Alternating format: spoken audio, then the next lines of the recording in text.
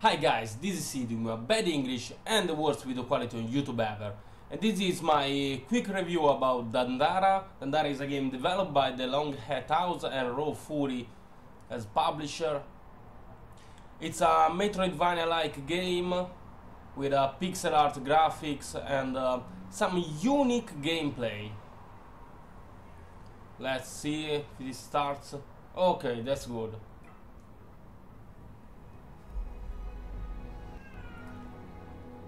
In this video I'm gonna share a few thoughts I have about this game and try to answer to the difficult question if this game is worth or not the money. As I said, this game has a pretty unique gameplay. What I mean is that you can't move, you can't jump, you can't move.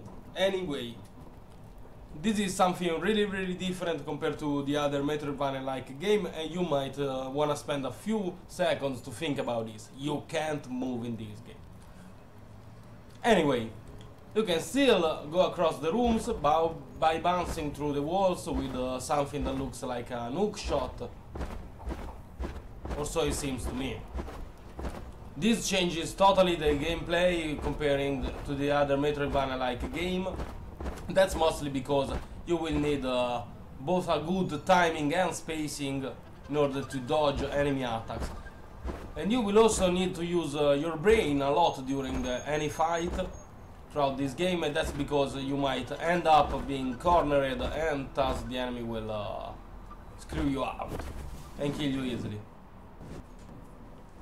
I'm about 5 hours into the game and this is the map I discovered so far. So far it seems like this game might be quite huge. Longevity speaking, I would say this game might last at least 20 hours depending on your ability and your need to repeat some parts. By killing the enemies, like this one I'm trying to bait and kill, okay, you will collect some crystals. You can spend the crystals at the save point in order to improve your character, such as enhancing the number of hearts of the health bar or the number of hearts healed by the healing potion, and a few more options I don't wanna tell you about and spoil too much about the game. The first hour I played this game I didn't like it much, I want to be honest, and that's mainly because I was having some issues with the controls. The controls are quite good, but you have to spend a few minutes to get used to those. The fact that you can't move will totally change the way you will think about this game. And so you wanna get used to it, get the habit, and maybe get good. Once you get good, this game will offer you a lot of options to have fun. As you can see, this platform, for instance, moves if I shoot in the opposite direction. So there's a lot to discover about it. I know that many people don't like the pixel art graphics. I don't know, it doesn't bother me, or well, personally I like it much, especially when it is detailed and it's a little masterpiece like this one game. Oh, fucking enemies! Okay, let's move away. I don't wanna get there. It's quite easily to get killed by the enemies if you lose the momentum, if you don't think enough about what you're going to do. Ooh. Ecco, a porco Giuda, bastardo, vaffanculo. Ooh, this is a pretty hard room. Let's see if I can make it. Okay. Let's use a healing potion. I'm gonna show you a few minutes of gameplay so you can decide by yourself if this game might be something that appeals you or not.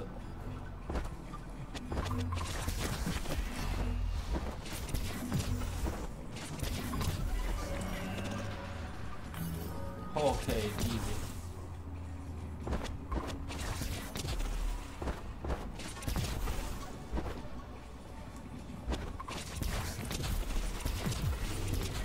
This game has a pretty harsh difficulty spike. After a couple of hours spent into the game, I noticed that it increased by a lot on difficulty, and then starting to get game over one by another. The bosses into this game are pretty hard as well. You might need a couple of attempts before you succeed into killing those. Let's see where... okay. A fun fact is that the map is almost useless, and that's because the camera will turn often, and so it's hard to understand whether you're stepping on the floor or on the... I don't know, the other floor, I would say. This is tough. Okay. Personally, I found this game pretty much fun. I was waiting for a metroidvania game like for the Nintendo Switch, and then got satisfied by this one, even if this is totally different from a real, not the same point, from a real Castlevania or Metroid game. And that's because you can't move. You do have to get the use of this. Well, I think I repeated myself enough. Let's try to answer to the difficult question. Is this game worth the money? Well, this game should cost about $15 or so.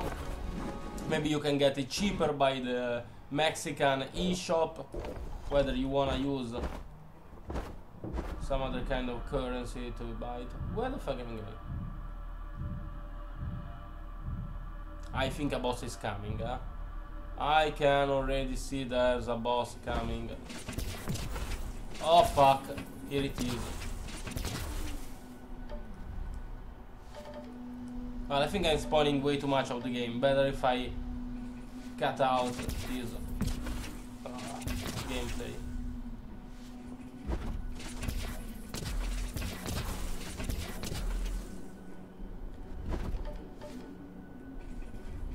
I wanna get that. No, wait. Let's get back to the save point.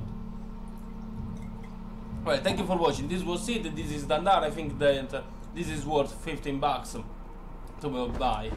There's no Metroidvania like on the Nintendo Switch, so this is the better you can get, and it's a really good one. It can entertain you up to 20 hours, maybe a little more, depending on how good you are. And it's something unique. You can't find this anywhere else. Let's spend the point. What? What? Energy? No, no, no, no, no. Yes, yes, yes. No, no, yes. Let's boost my health. Thank you for watching. This was Sid with Dandara. Coming out for the Nintendo Switch February the 6th.